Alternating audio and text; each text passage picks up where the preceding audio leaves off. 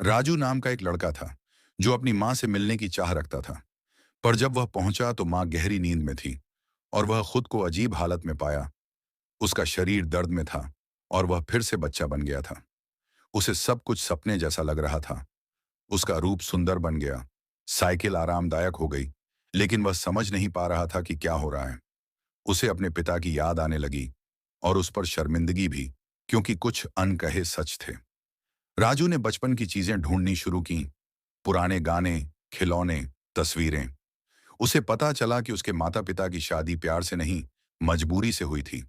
उसके पिता अक्सर अकेले रहते, माँ से दूर हो गए थे और शायद किसी और से भी संबंध थे। राजू को अपने पिता के चले जाने की वजह जाननी थी।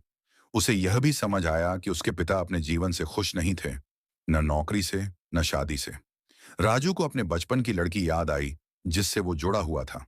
वो फिर उसी लड़की से मिलने गया, लेकिन अब उसके पास 50 साल की आत्मा थी। वो लड़की आज भी खूबसूरत थी और राजू को समझती थी। पर राजू जानता था कि वो दो दुनियाओं के लोग हैं, इसलिए उसने खुद को रोक लिया। धीरे धीरे सच्चाई सामने आई।